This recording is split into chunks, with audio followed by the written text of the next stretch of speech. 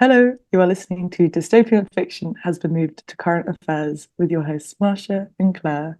This is episode 32, and today we're covering Minority Report, 2002 film. So, Claire, do you want to give us a little synopsis of this movie? Yeah. So I got the short story here. Marsha's words were somewhat mind-bending. Um, so this film was based on a short story by one of the great masters of science fiction, Philip K. Dick. It's a loose take on that story. Stars Tom Cruise as John Anderton, who is the lead investigator for a pre-crime program in based in it's Washington, isn't it? I think that they're running Washington, it. yeah, but the Yeah, original story I think is New York. yeah, I think that's right. Yeah. But yeah, so a localized pre-crime program in America on the point of being nationalized, and the purpose of this system is essentially to predict murders before they happen, and therefore prevent them from happening, and arrest the perpetrator who was going to commit murder. The means by which they're able to predict these murders is through a rather probably the most far-fetched part of the concept. Three individuals, two men and a woman, whose brain damage at birth, we're led to believe, because they were born to parents who were addicted to a certain drug. This brain damage has left them with the ability to foresee the near future, specifically dwelling on violent crime. They are kept in a tank, and their brains are red. And we could perhaps talk about what we think about this. But the basic premise of the story itself is what happens when John Anderton is accused of planning to murder somebody who he alleges he has never met and therefore could not possibly be intending to murder. So, I mean, I like this film. And I think we were saying it's aged pretty well. A little bit of Yeah. 2002 CGI, all very Yeah, I love a good white 2002 Hollywood, CGI. and Yeah. so on. But obviously, conceptually, it remains interesting. And the thing that made me want to look at this film again was the fact that there was an article in the news about 2 months ago that was looking at the idea of whether kind of algorithms could be created to better predict those who are likely to commit murder. We're told that the UK is not, in fact, going to start arresting people for this sort of thing, that it's simply data gathering. But I guess critics of this, Well, they've rebranded it as they did data rebrand it, didn't gathering, they? have they Yeah, not? yeah, It's a yeah. rebrand rather than a change of concept, I feel. Yeah, I think was it. Oh, Yeah, Homicide scary Prediction stuff. Project got changed to Sharing Data to Oh, Improve Risk Assessment, but Homicide Prediction Project does rather lend itself to us that's thinking about pre-crime, which is sounds very similar. Um, yeah. so, yeah. So, what did you think, other than the fact that it was a relatively confusing film, which I think is true? I think I was me and Claire was all discussing notes, sharing notes before the show. Yeah, I think I went into it a little bit more blind. Like I understood the concept was about like predicting crime, Mm. and I sort of made the mistake of sort of giving 2002 a bit too much credit in terms of its wokeness and thinking it was going to be sort of more about the like line of like sort of I guess targeting people who suffer from poverty and ethnic minorities and stuff. But no, it was just about the chief who gets wrongly accused. He gets framed to try and throw him off the scent of another crime. So that was all very complex. And I think every single time I suggest to my housemates that I've got to watch a film for my dystopian fiction podcast, they always hold their breath slightly. They're like, "Oh, this is another one of your weird films." I was like, "No, no, no, it's not going to be weird." I don't know. For the life of me, I could not see where the film was going to go next. Like, I Mm. just couldn't really work out. There's like, I think there was a part where there's some guy who runs a business around like simulating people's sexual fantasies. And Mm. at that point, Yeah. like we arrived at like at the scene where this was kind of like the setup for the rest of like some of the plot involved this Mm, setup, and I just couldn't. I mean, it's a really cool, interesting like I feel application of technology in the mm, future. It's like, okay, I see why people would set up a business like this. But I was just like, could not predict. When it got to that point, I was like, what is happening? Where are we going? What is going on? But yeah, I think there's a lot to break down about it, as we shall get into now. mm. Obviously, the sort of like the setting of 2054, I want to Yeah, I mean, I was say. going to come back to this Yeah, it was later, but interesting. actually, since you've mentioned it, I mean, what did you think of it as a futuristic setting? 2054 is not that far away, but in 2002, it obviously felt like a very long way away. Um, Yeah. Well, Claire, you put a really great bit in your notes about why is there no public transport in I the know this is future? something that's I really was like, started bothering yeah, me when I watch science fiction. But like, let's think about what we should really be developing for the future, which is public transport that really works, where we can right? get rid Better of the individual connections. car, and yet this never happens. And And this yet just they've never got like happens, yeah. flying cars and like airborne sort of like tramways and things like that could be for public usage rather than everybody being not just in like a car, but like in like one man or two person like pod things and so on. It just made me think of it particularly because there's quite a lot of transport in this Yeah, film. literally, quite there is quite a Um, lot.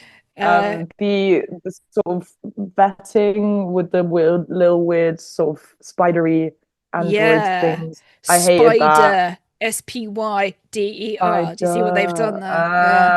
Ah. I only know that because I looked at the script, but yeah. Um, That was actually quite that's it's quite interesting clever. what you say about like I guess the way in which you feel that, whether like a sort of holographic sex cafe type of place or whatever is likely to be something that comes about.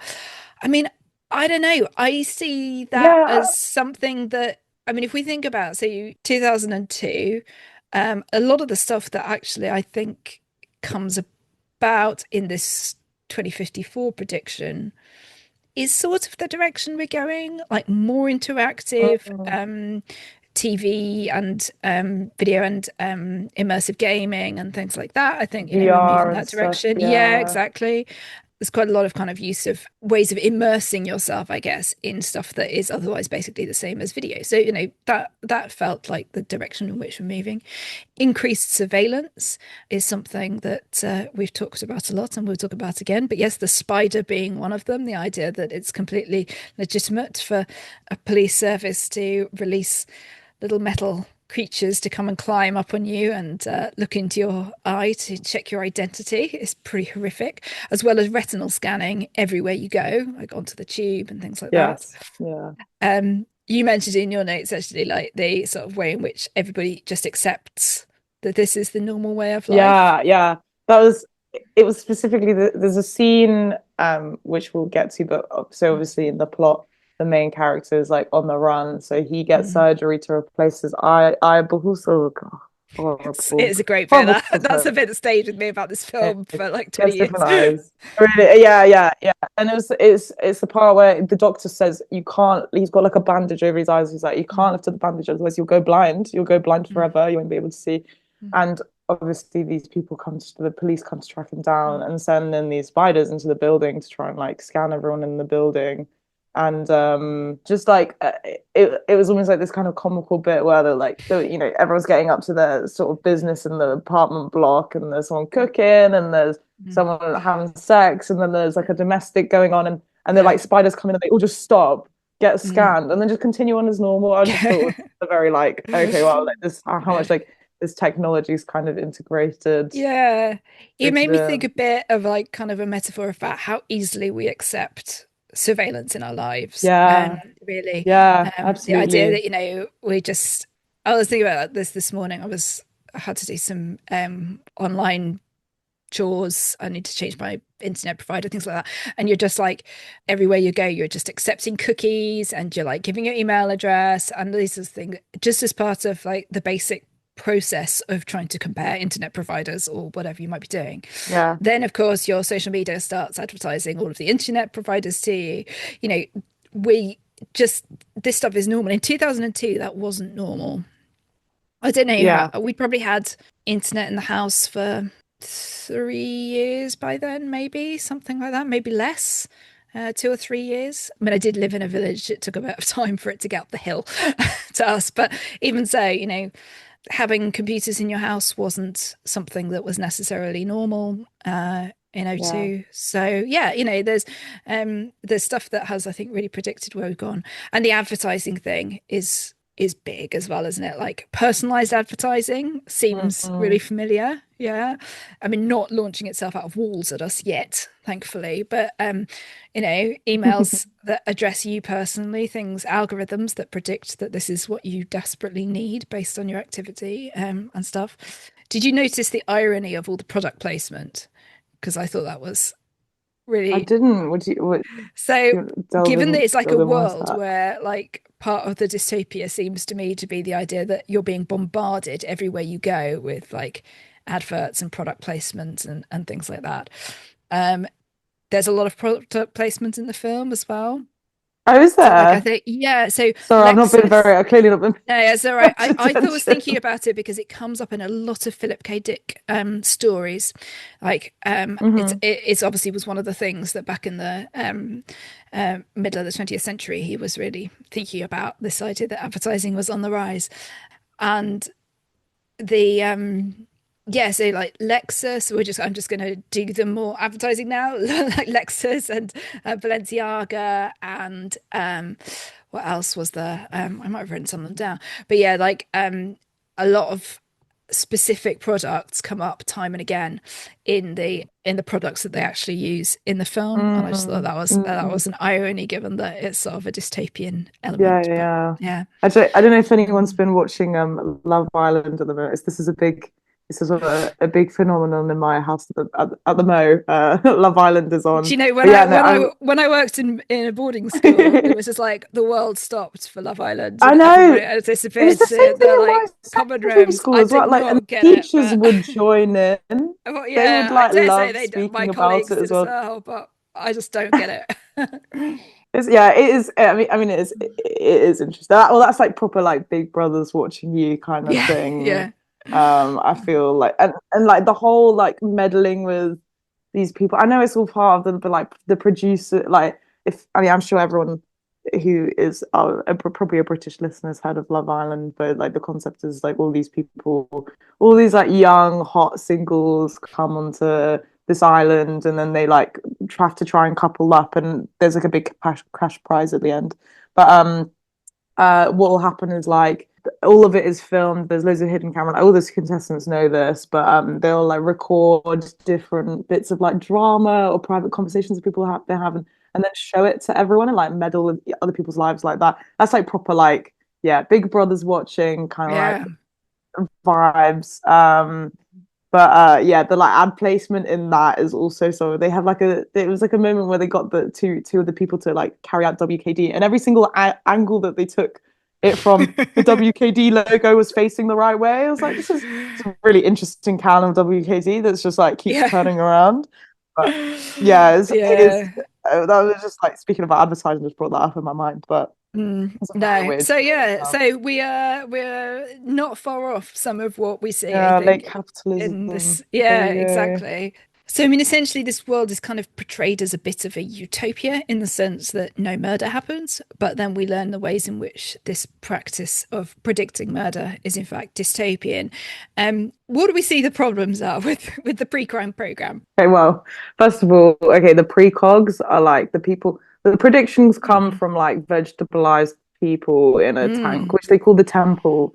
That's weird in itself because they both kind of like describe mm, these people as like inhuman, yeah. but like deify them at the same time, which is like a weird kind of mixture. But what do you think about When I was reading the short story, I noticed that they talk about them as mutants a lot. So I guess this idea, like literally something has mutated in them, that? but Okay. also all the sort of negative connotations of that.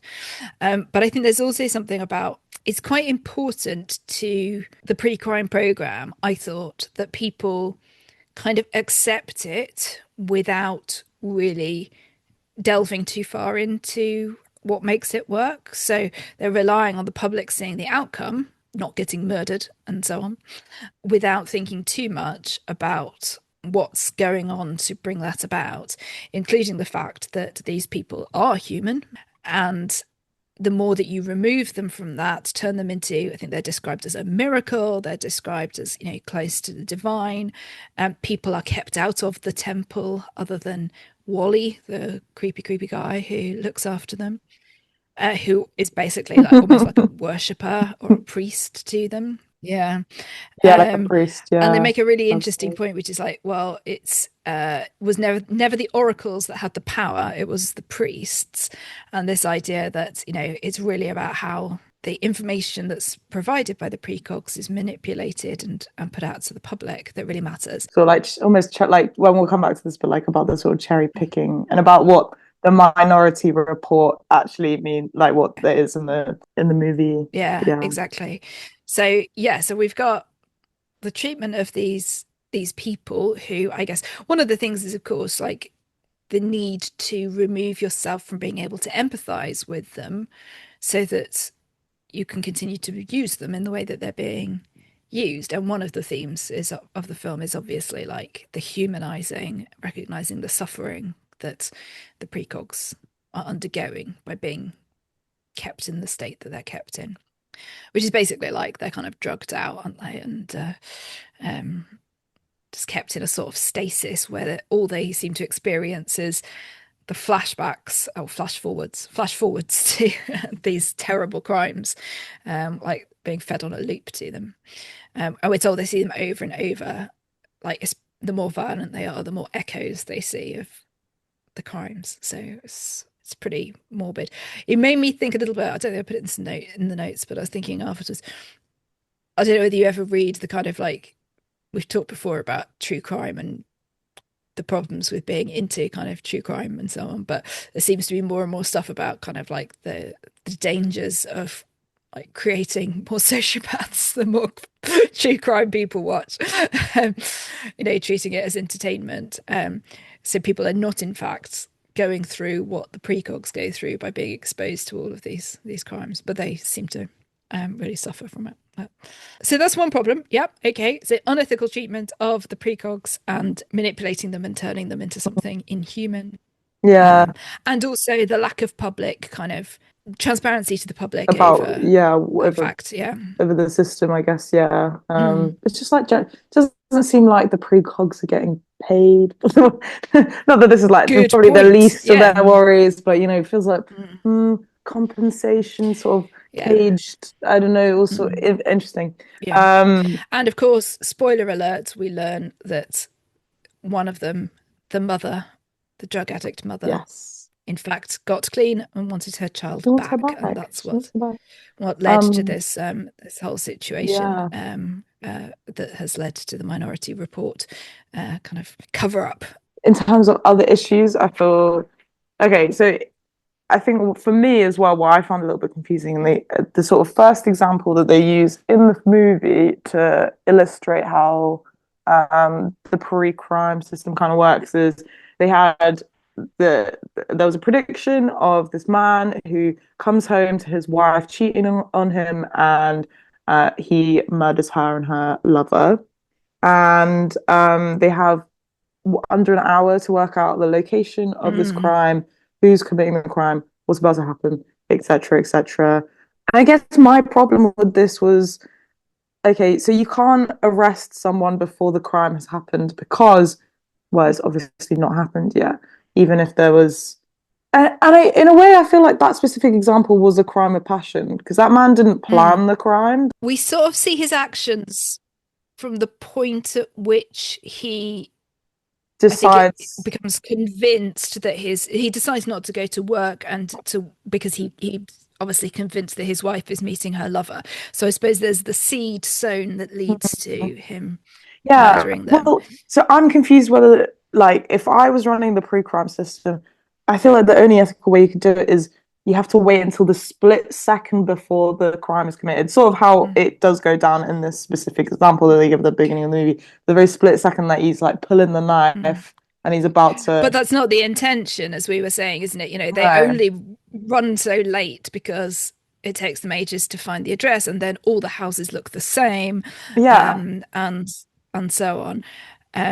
So ideally, I guess they'd have grabbed him earlier, but as we were saying, would they ideally have got him before he even entered the house? Yeah, Um, exactly. And then what at if that point, what if they picked him up before the lover came over, for exactly, example? I guess this all comes down to this faith in the idea that that was going to happen. that is Yeah, the only possible future. that's exactly it. Although, Yeah. as you pointed out, there's a What's the paradox paradox? in that.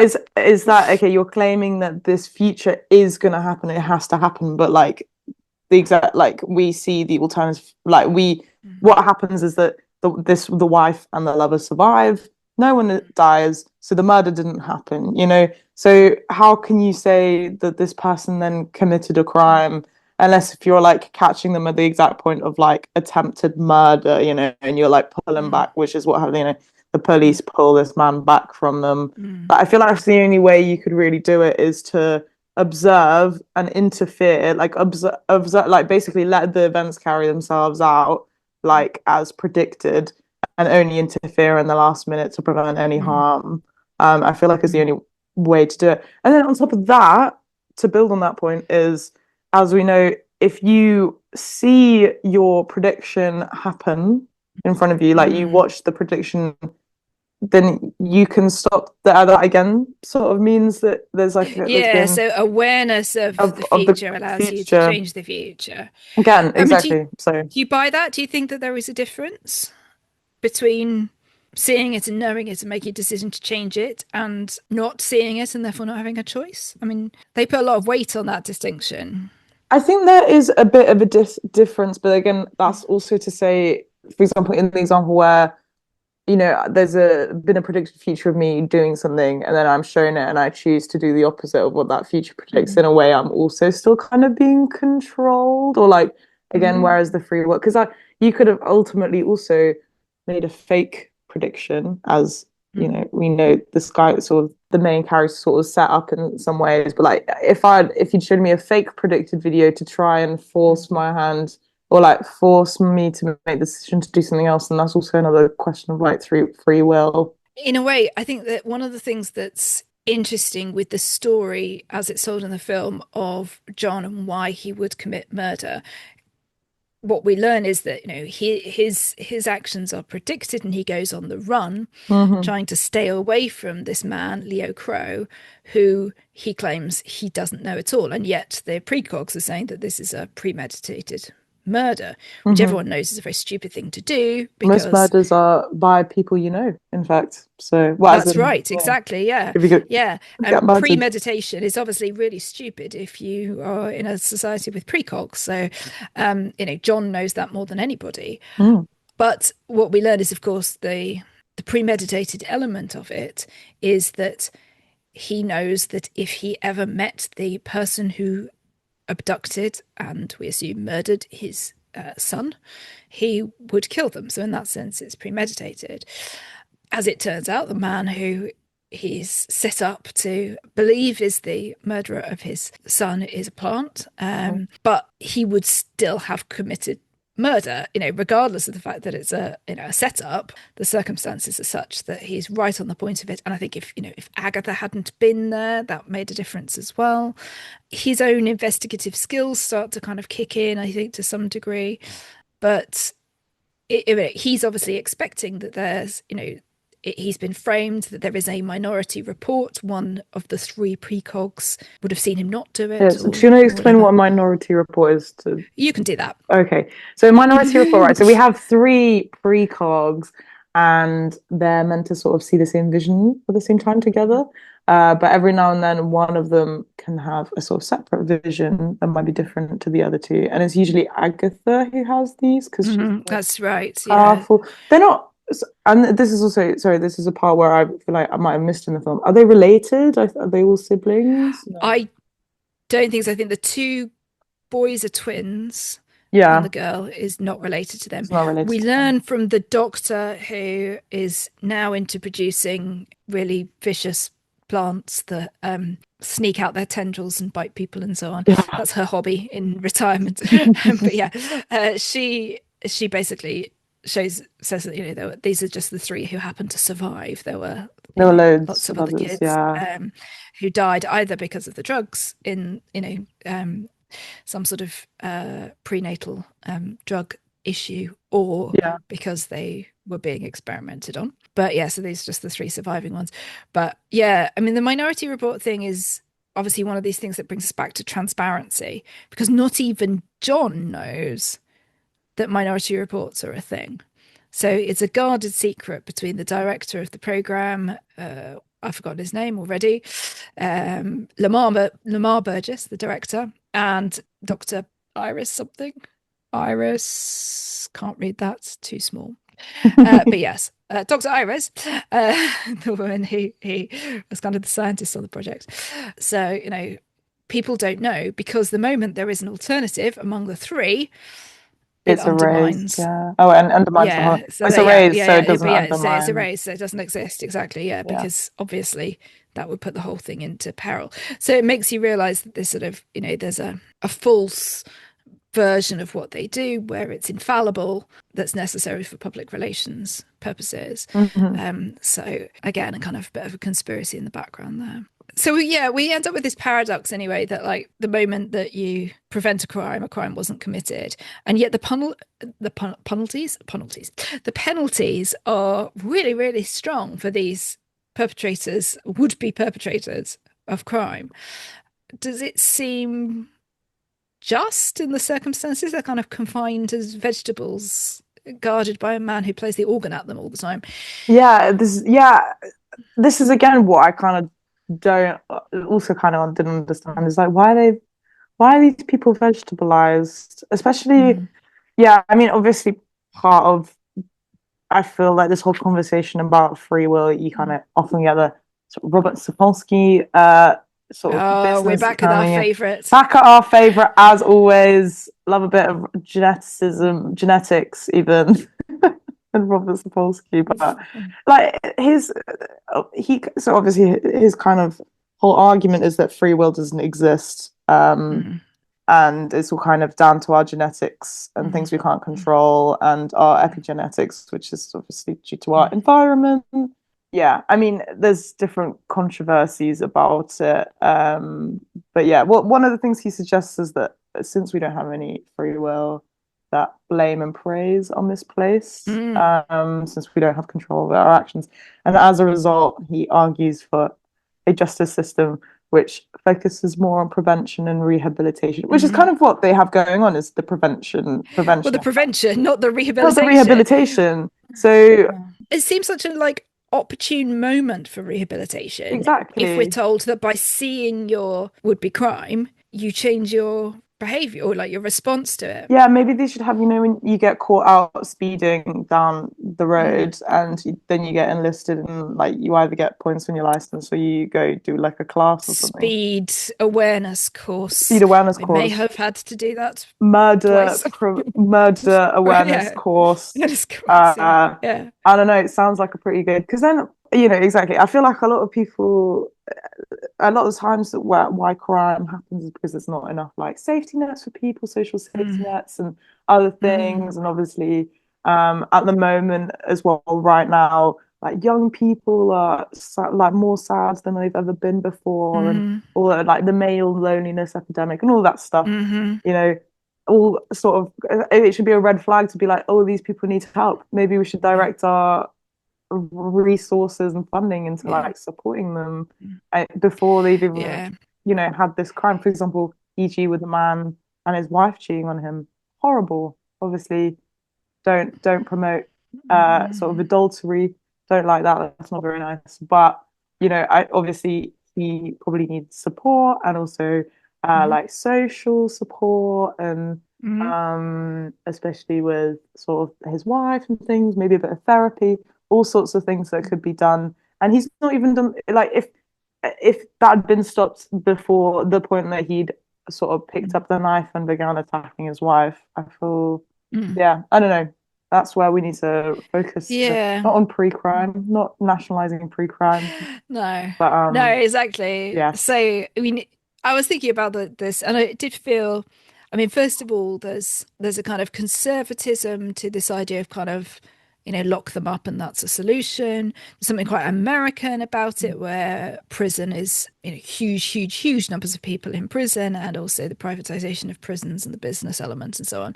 We have a prison problem in this country. We really need penal reform for all sorts of things. But this idea that, somebody might do a sort of cost benefit analysis and realize that actually, rather than rehabilitating or indeed even kind of like keeping people in a system where they can be given therapy and learn skills and all of those sorts of things, we'd rather just keep them in a pod forever.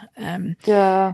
It feels a bit weird, like they're kind of almost like not cryogenically freezing these people because they're not obviously Yes. frozen and not going to last forever. But it feels like why vegetable oil? I'm assuming they can be taken out of this sort of coma state that they've been put I mean, I guess into. that's one of the things. So, if that it's somehow more palatable, then there would be, I guess, a problem with the death penalty for anybody who hadn't actually done something. But the idea of kind of like putting them in this sort of limbo stage somehow more acceptable to society. Yeah, again, Um, yeah, cost benefit analysis. Maybe it's more cells, don't have to only needs the feed one people guy the and same his way. organ to keep an eye on them. Yeah, they're Yeah, and I think there's also a sort of vindictive element, which is that they experience like they're left to their brains operate. I think yeah, they're left experiencing what they yeah. did or I rather genuinely in a didn't coma, do. I thought people were like conscious. They just couldn't. Yeah, Yeah, well, it's one of those things, isn't it? We don't really know, but yeah, but people do report that, not don't very they? nice. So,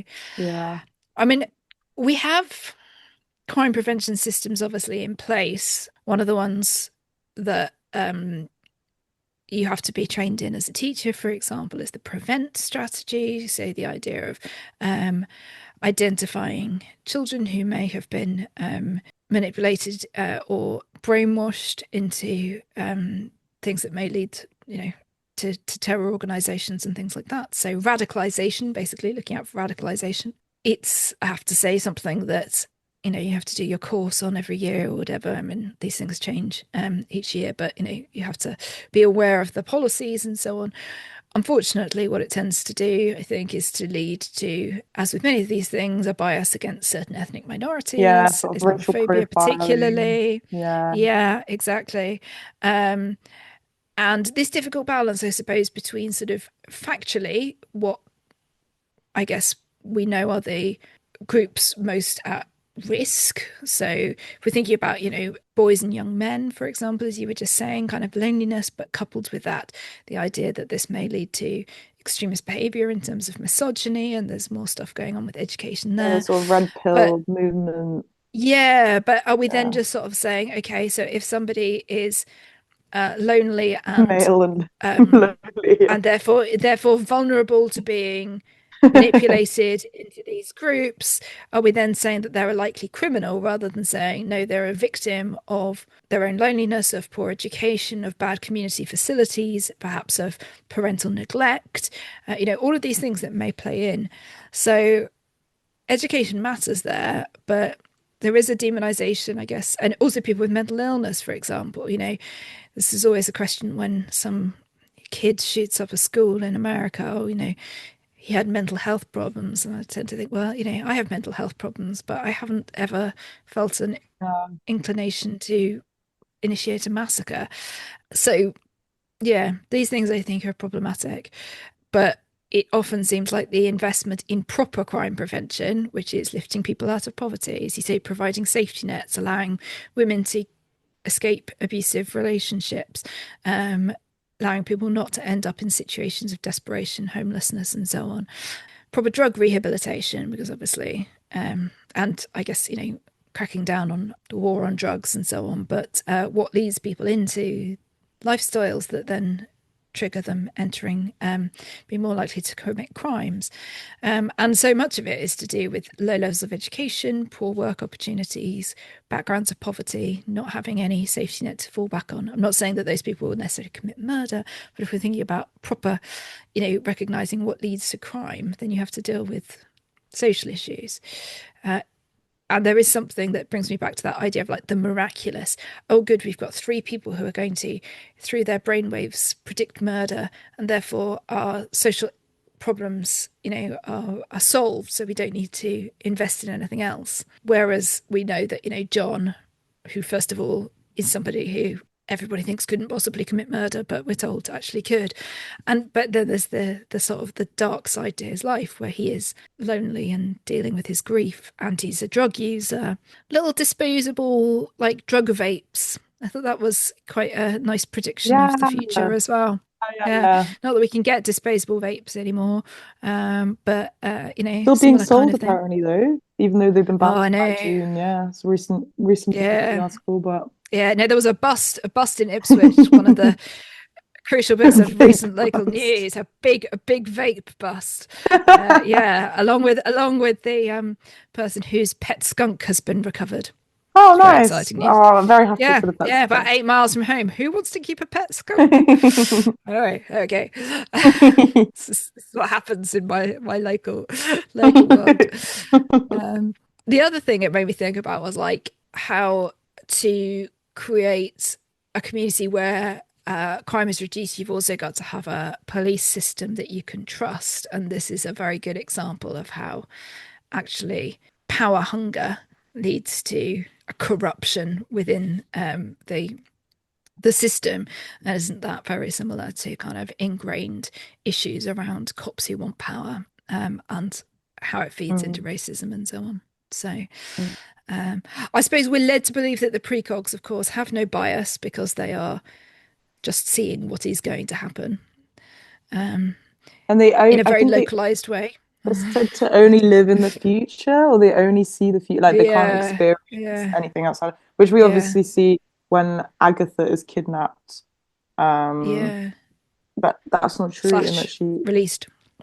released. Yeah, actually, to be fair, slash released, kidnapped slash yeah, rescued. To be honest, Yeah. Um, um, yeah, yeah. but It's quite a cool bit actually where she's like mm. predicting where the balloons are going to cross the line of sight and Yes, things like oh that. yeah, that was so cool actually. Yeah, yeah, she was like, Yeah, stop, yeah. stop, Yeah. don't go anywhere, Yeah. and it was like the perfect lines up. Yeah, no, Yeah. so true. I mean, one of the other things, of course, that links to crime prevention is effective rehabilitation of prisoners.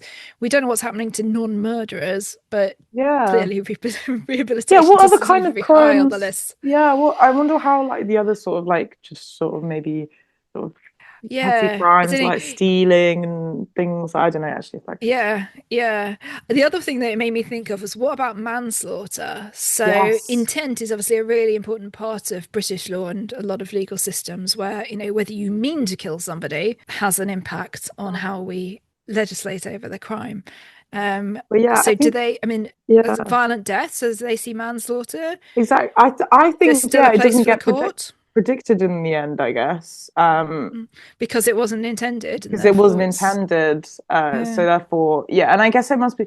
I wonder exactly how much whether your crime has been predicted by, Mm, because obviously not in every case they can save, save like or stop a crime from happening, but obviously they can come mm, in and like sort it out pretty yeah, quickly, and there's a yeah. big, um, step up in the case. I wouldn't say there's many Mm, like sort of unsolved crimes going on, but mm, yeah, I wonder how much if you had a prediction from the mm, precogs for your murder, how much that would affect or like sway the court as well. And also, how does mm. that work in like what other evidence do they have to provide of your crime to like support, I guess, Well, I support guess since you haven't your committed crime? a crime, I mean, you Yeah, know, exactly. If you've not, I just don't it's a tricky understand. one. I don't I mean, understand how but this is then I brought in was I court. was saying that I was looking into this idea that I knew that that you could be charged in Britain with conspiracy to commit fraud or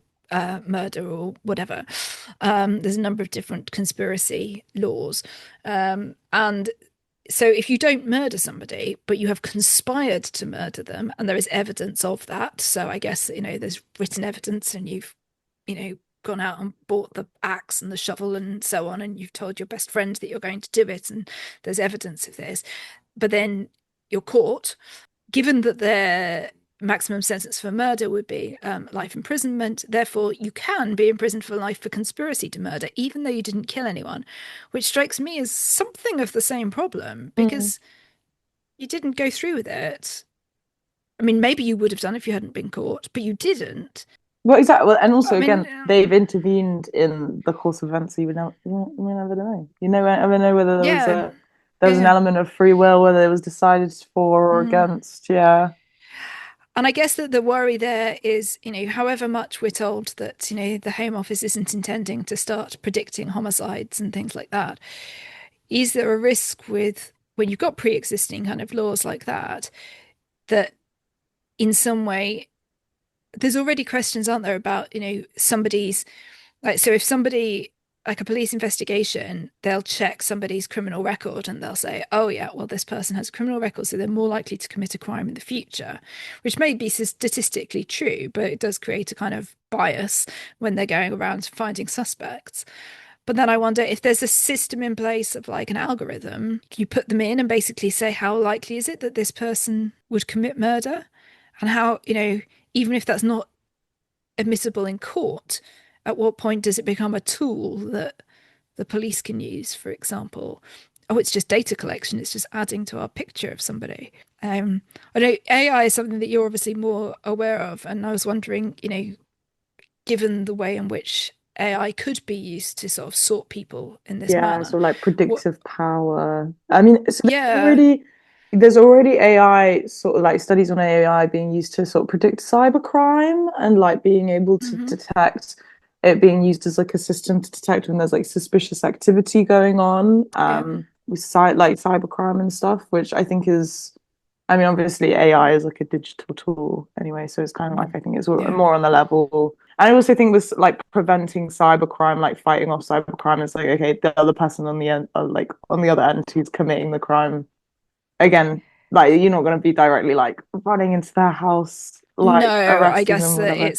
It's a bit more kind it's of kind of just, like for like sort yeah, of predicting where a hole would be that somebody else is exploiting, I guess, and things like that. Is that the yeah, yeah. exactly. But obviously, with using AI, like the general concept is that good data equals good Mm, outcome. It's a garbage in, and there's a garbage mm, in, a garbage out concept. So if you have mm, a bad data set, it's not very well organized, you mm, don't have enough sort of mm, statistical power due to like I don't know sample size or whatever, or mm, there's all different sorts of reasons why a data set might be not very good or out of date even. Just means mm, that you get like intrinsic biases within whichever mm, algorithm you have, and this is also like a big issue in medicine as well, where minorities are often already being harmed just yeah. because there's not enough research out there. Mm, But yeah, I mean, yeah, that's like a definitely a big one that is going to have to be assessed like in the mm. coming years. I think I was talking to a friend of mine who works in DEI and HR, Mm, and they were saying that there's this issue in the way in which I guess AI is increasingly used in recruitment, and I think there's some new feature yeah, on LinkedIn and things like that. yeah, And essentially because the data that it draws on is governed by the same biases as the humans who recruit, you've got issues with that basically playing through. So you start to get kind of racist algorithms and so on because yeah. that's the nature of the people who created them. Yeah. Yeah, oh God, recruitment is like a Um, whole entire other issue. I recently saw a LinkedIn post about how it was a recruiter talking about how they hire like a like a psychologist basically to like analyze, like they make a whole this is a profile of each thing. applicant. Yeah. Yeah. And obviously these like all these psychometric tests and all this rubbish. Like Ugh, it's such actually bollocks. so scary. It's actually like, Yeah, 'cause it is.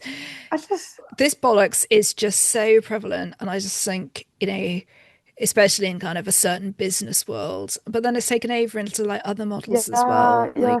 And I get some of it, I and the get idea it's that like, how do you how do you filter so many applicants? Like in a world where we have this like huge overqualification crisis, mm, I guess we're sort of mm, derailing a little bit right now, but like, mm, how do you then filter these people? How do you choose one applicant out mm, of 5,000 or mm, something? I kind of understand it's like, okay, like we're running out of ideas at this point because there's a lot of people to pick from, but it is just rubbish. Like it is just Yeah. Yeah, and But is it really any better than the sort of office-based comedy of, I don't know whether it was The Office or something else, but the idea that you've got a massive pile of CVs on your desk, old school, this is paper times. I'd say you just pick off the first half and dump them in the bin, and then you've got a shorter pile.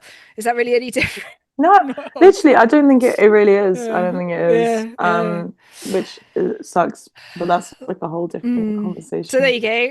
Another Yeah. dystopian element. Yeah, I wanted to ask you about the whole privacy aspect of, because I Mm, feel like privacy within the film is a big one. And even like thinking about how yeah. how predictions, well, how we collect Mm, predictions from the precogs is yeah. another sort of privacy aspects. Maybe it's like the type of technology they used to do that. Like, what are they then? I can't imagine what about other crime prevention or even like interrogations. If you can read the minds of these Yeah. precogs, why aren't you just hooking people up to these machines and seeing what comes out of their Yeah. mind? And we are led, aren't we, to sort of believe that they can, or can and do treat the precogs very much like a sort of flesh computer, as it were. The idea that they can sort of, I mean, obviously the brain is a computer in some ways, but the idea that it can sort of be plugged in and data can be pulled out, um, is a big thing. Yeah, I mean, obviously there's a sort of mystical element to the idea that, they can see the future. I mean, get into all sorts of metaphysics about time, I suppose, and things like that, and whether they just exist outside of time as normal human beings experience it. But this idea that they can see all these things as a kind of omniscience, okay, circumscribed by violent crime, Hmm. but they can see all these images. It's one of the things I suppose that's very effective about the film, because I think in the story I think it's like a written report or something like that, but instead we've got Tom Cruise with his fancy gloves pulling images all over the place and so on. It makes a very good visual aesthetic. Yeah. um, but yeah, it sees into people's private lives, as it were. There is no place that they can't go. And is the possibility that somebody is going to predict a violent crime sufficient to say that anybody within the pre-crime organization can view these images that are of your private life? I guess it's just consent to policing in the same way that, police can look at anything, but I say police can look at anything, but they need a warrant to do Mm. so. So we keep those things in check. There are two other officials, aren't there, watching John do his thing as witnesses. So there's some sort of sense of transparency. It's striking that the ways of getting out of being surveyed, there's no option of kind of really going off grid unless you do something really extreme, which leads us very nicely to Dr. Eddie and his clinic for dodgy things that you might need to do, like the replacement of your eyes. I think that is one of the best scenes in the whole thing. Okay, yeah, no, it's a little bit extreme in some ways. There are a few moments of light relief in this film, Mm. including moldy sandwiches and bouncing eyeballs Oh God, in. it was horrible. The multi sandwich as well. I completely forgot about that. Oh, Oh, poor guy. yeah, Lived in Greece. yeah, but yeah, I mean, he resorts to surgery and a. Oh, I mean, it's the whole thing is just so gross, isn't it? The It's great. sneezing I did doctor. fully like look away. Like I couldn't.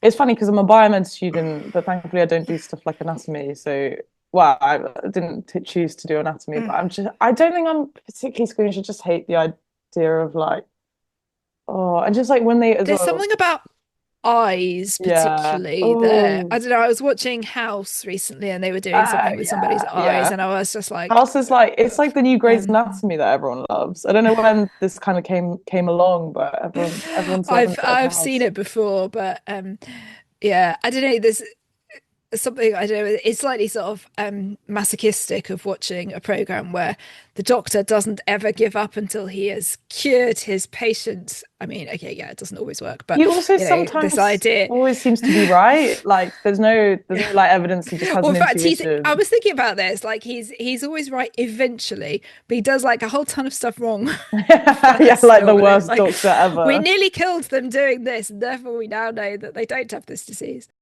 So yeah, I wondered about this idea of sort of whether a society that is so controlling and invasive does encourage the existence of an underground, whether it's sort of a byproduct where, you push people to a certain limit. We see it obviously with things like, drugs, but actually whether you see something further when you push people into desperate situations, maybe. I mean, Um, obviously, I feel like maybe a good example is like with the abortion stuff going on at the moment. It's yeah. like people are going to be having I mean, this is with everything, right? You Mm, put like prohibit some mm, sort of procedure, or like mm, obviously with like prohibition of alcohol in Americans, like it's going to mm, happen. You're just making yeah. it less safe for these things to Mm, go through. Like it just means more people are putting them in danger to have to continue yeah. having these procedures. Um, Mm. I mean, obviously, like the whole eyeball surgery comes from a need of like people who don't want to be identified by the police. Yeah, I guess Um, mostly, but I don't know. I suppose there's the thing about choice. This is one of the arguments about ID cards mm, that one of the strong arguments that people who didn't used to be in favor of ID cards now make is, well, we give away all our ID information anyway. So what's the difference with carrying ID cards? And I guess my position on it is that, but we have a choice whether we do that. It might not be a very easy choice, but you can mm, opt out of giving your information to like every company you shop with and Google and so on and so forth. But if the state mandates that you carry an ID card, it's removing that element of freedom of choice. mm, So that's why I have a problem with ID cards still, in the same way that I would have a problem with like state mandated vaccination, for example. Everybody should get vaccinated, but I don't think that a state should be able to tell you by law what you put in your body. literally, yeah. I did also look up whether retinal scanners work on eyeballs in bags. Um, Apparently, a retinal scanner scans the unique pattern of capillaries in your retina, Right. and So therefore, I think no, it should still work really, if okay, your eyes are, well, I think if your eyes are quite fresh and the okay, yeah. So capillaries not haven't like started 2 day like, old. yeah, Everyone's gonna no, be like, no, hmm. yeah. I don't know how Yeah, your just in case capillaries are anyone's gonna be thinking looking. about trying to fool a retinal scanner with an eyeball in a bag, just so you know, I think there could be problems with it if you haven't kept it really fresh. Mm. Yeah, keep it on So, ice, basically. Keep yeah, the exactly. eyeballs on Yeah, but he couldn't ice. keep it on ice because he put all his ice in his bath so that he wouldn't be Oh, picked up by the heat scanner. oh my God, that's Uh, why. That's what was with the ice. Sorry, yeah, yeah, yeah, yeah, yeah, yeah, because they knew how many warm bodies there were in the building, so he was trying to hide from that. I see. Yeah, I noticed that in the original script, this has obviously been cut by the final version, which is like is normally what happens when you look up the sort of screenplays for these things. But he actually did go blind in the one eye that he opened for the spider. He doesn't actually seem to suffer any No, he doesn't seem consequences in the to final suffer any final cut of the consequences. film, but in the original version, it's Should have complained. like first of all, like a really crap job has been done on his eyes, and that doesn't really show either. What did you think about the like face thing where he makes his face go all droopy? Do you remember that? Oh Where he can yes, yeah, yeah, inject to that go special thing? undercover. Yeah, yeah, yeah. Yeah. Was that it was like another drug, wasn't it, that he took, or like another Yeah, thing? it was. Yeah, no, it felt very like Harry Potter sort of. Yeah, that's true. Yeah, like Yeah, Polyjuice yeah, sort of yeah, thing. yeah. Yeah, Um, yeah. no, that was interesting. I mean, why aren't people also doing that more? Like, why is that not a wider? Like, wouldn't be people I sort of guess doing a bit of the it's substance kind of changing up their bodies all the time? yeah, I think we're told it's excruciatingly painful, so I suppose that's I feel like people do or is it worse things to stay yeah. young and beautiful, to Yeah. be honest. I wouldn't be surprised Yeah, that that's people true. put That themselves is true. through it, to be honest. Yeah, and I suppose, it all feeds into, doesn't it? Like where, if you're wealthy enough, then you can change your face Yeah, to not be recognized. change your eyeballs. Plastic. Yeah, exactly. And again, with like increased facial recognition and so on, you do have to like, I think, I don't know, this was in some other show I was watching, but they would talk about like facial recognition needs you to like do things that change the shape of your, or the perceived shape of your face. So it's harder to be picked up by facial recognition stuff. And again, I guess the ultimate version of that is like surgery. So yeah. Okay, shall we go to the final paradox of the film? Hmm. So John realizes that he has been set up not by Colin Farrell as he first thought, but by director, Lamar Burgess, who has manipulated the system. Do you want to explain how Lamar Burgess managed to manipulate the system Wait, in the okay. clever bit of the film? So he oh no. Is this where he said I thought he was set oh no, he's the one Lamar Burgess is the one who kills Yeah, Anne, he was right? the one who Sorry. killed Okay. Anne Lively. Get a better Yeah, explanation than me being yeah, like, wait, yeah. is this the bit that I was referring to? Okay, so right, so as part of the plot of the film, we have Agatha's mum, who's recovered drug addict, and she is after her daughter. She wants her daughter back, wants custody of her daughter back. So Lamar Burgess sort of comes up with this whole conspiracy where he hires a man to kill Anne, drown her. Who ends up getting caught. Obviously, there's a prediction where he ends up getting caught, and there's the Minority Report, another prediction from Agatha where the murder happens again, where it's the same sort of the same prediction. I don't know if there's any particular differences in it, and the sort of I guess the recorders of these predictions are told to just kind of say it's an echo of the last one, and that it's just a big mistake, and it's the Minority Report. But in fact, Lamar Burgess went and killed Anne himself, so therefore sort of like repeating the exact same events as the first predicted murder, and that's to keep the whole precog system going. Obviously, all for pre-crime and stuff. So I guess the most sort of like the poignant moment of the movie is when we sort of find out this whole plot and that how Anne had died, sort of Agatha's mother had died, and at this point there's another prediction where Tom Cruise and Lamar Burgess basically like face it off, and Lamar kills Tom Cruise's character. And I guess the question is, and this is apparently also in the short story, is that um, Very for much, yeah. for Lamar to prove, like, to I guess validate the Mm. pre-cog system and the pre-crime system, he needs to kill Tom Cruise's character, but by killing him, he also incarcerates himself. So it's like, oh, Mm. free will Yeah, and all of these things. So that's the big yeah, like kind of twist of the movie. Like, what do you think of that, Claire? yeah.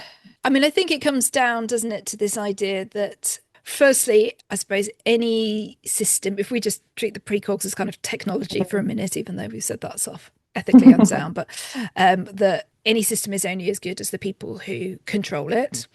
Lamar Burgess obviously feels really strongly about maintaining his own power and the system that is his kind of personal legacy. And therefore, although he would incarcerate himself if he shot John, it's more than that. He, like, by, I guess, undermining his own credibility, proving himself a murderer, that would reduce credibility in the Mhm. system.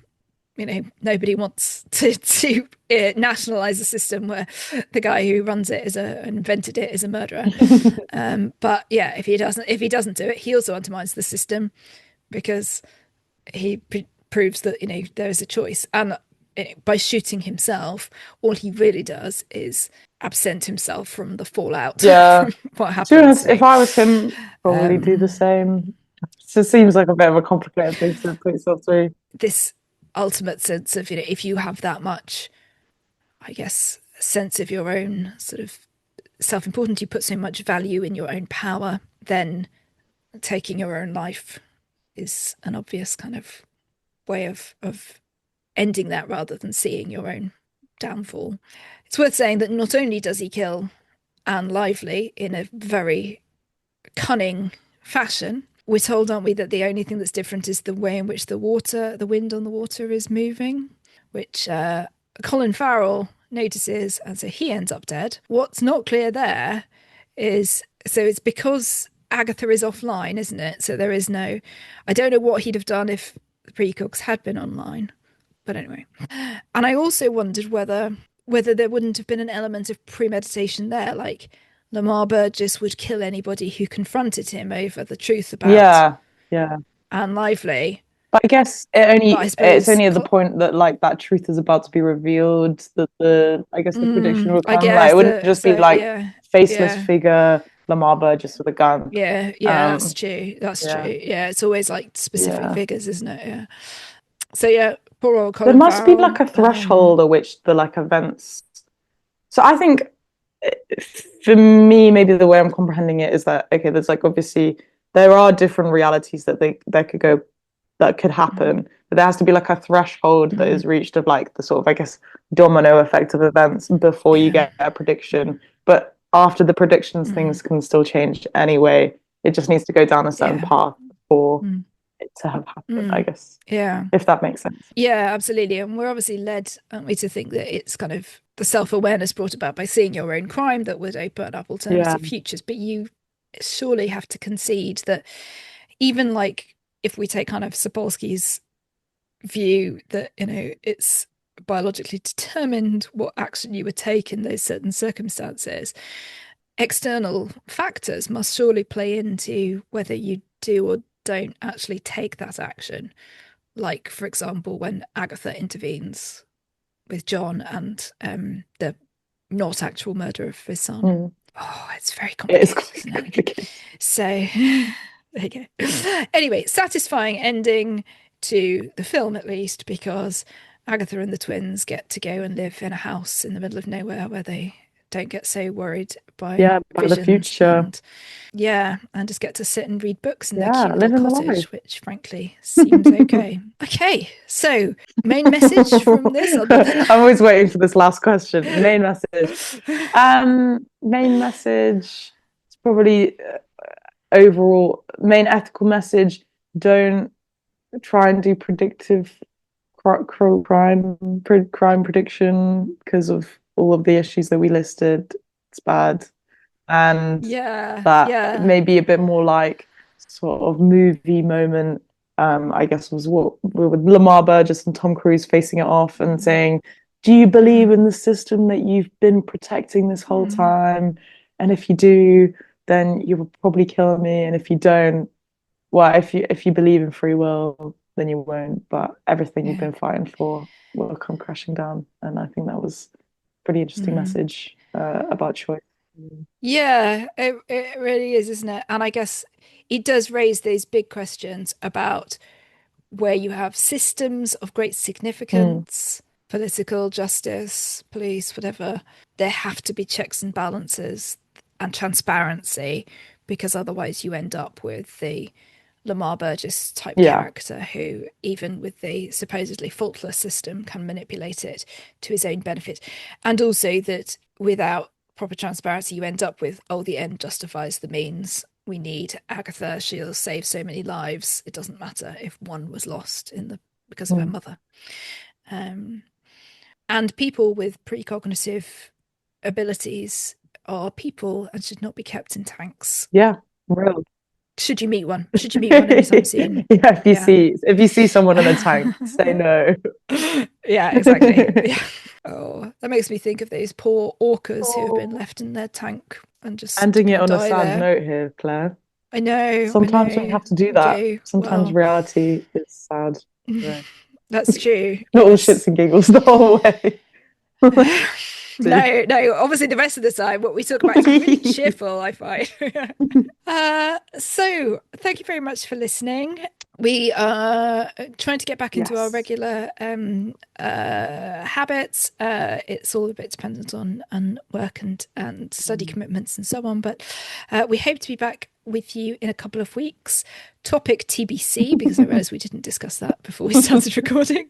And we also put out a Substack last Mm. week. Find that by looking for Dystopian Fiction Current Affairs, and you can sign up and subscribe so you never miss one because they do sometimes come out, and I'm sure you will want to receive it when the next one does. Follow us on Instagram or Blue Sky, and check out our website. Dystopian Fiction has been moved to currentaffairs.com to see more about what we're doing. Yeah. Thank you very much. Thank you for listening, Thank everyone. you.